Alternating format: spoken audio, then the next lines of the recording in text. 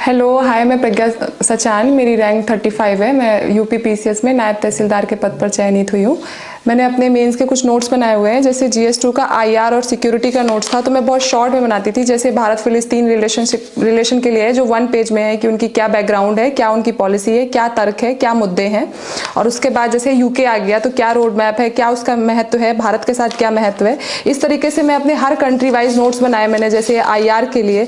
फिर मैं अपने इकोनॉमी के लिए, जैसे हम बात कर सकते हैं कि इकोनॉमी के लिए मैं जैसे भूमि सुधार पे पूरा एक नोट्स बना दिया, बहुत शॉर्ट में, पूरी स्कीम्स के साथ लिख करके। जैसे ये पूरी स्कीम्स लिखी हुई हैं, क्या मुद्दे रहे हैं आज तक। इसी तरीके से सब्सिडी वगैरह में तो मेरे इस तरह से नोट्स होते थे कि मैं कोई भी टॉपिक में, आप देखिए, पहले उससे रिलेटेड कुछ डेटा लिखती हूँ, फिर उसके टाइप्स या उसके तर्क वितर्क क्या होते हैं, उसके क्या बेनिफिट्स होते हैं और क्या उससे जरूरत स्कीम चल रही है उससे रिलेटेड।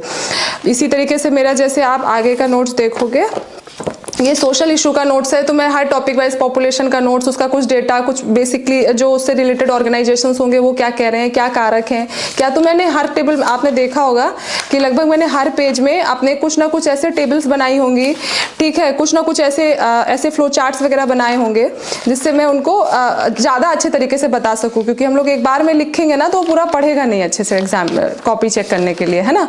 तो हमको अपनी कॉपी पढ़वानी है। तो देखिए, इस तरह से जैसे हम नोट्स बना लेते थे कि कितना % क्या है, जैसे एक फॉर एग्जांपल एक ओल्ड एज का है कि कितने ओल्ड एज लोग हैं, कितना होगा फ्यूचर में, क्या होगा, क्या डेटा है, क्या उसके लिए सरकार से स्कीम चल रही है, उनके लिए उनकी क्या समस्याएं हैं। तो ये हमारे सोशल इशू का हो गया।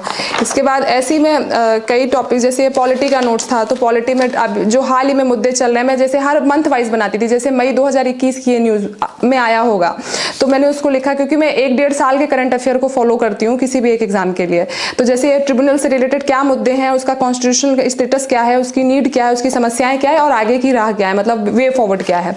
इसी तरीके से ऐसे कुछ डायग्राम्स बना लेती थी। एमपी लेट्स स्कीम पे हो गया, या फिर ये जैसे आप देख रहे होंगे। तो मैं इस टाइप की चीज़ों को हमेशा कोशिश करती थी कि कहीं ना कहीं बीच में कुछ ना कुछ एड ऑन कर सकूं।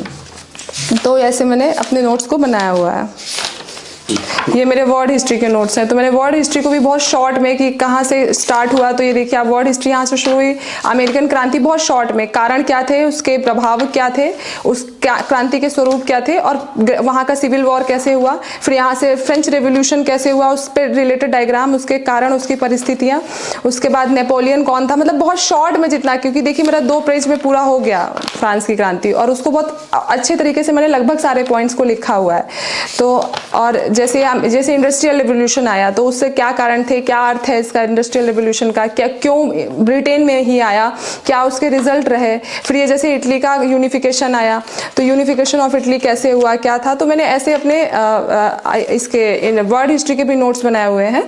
तो लगभग मैंने सारे टॉपिक हॉलिस्टिकली पढ़े, ऑल्दो वो सिलेबस में थोड़ा कम कम भी लिखा होगा जब एग्जाम आता है, लेकिन मैंने लगभग सारे टॉपिक्स के शॉर्ट नोट्स कहीं ना कहीं से पढ़कर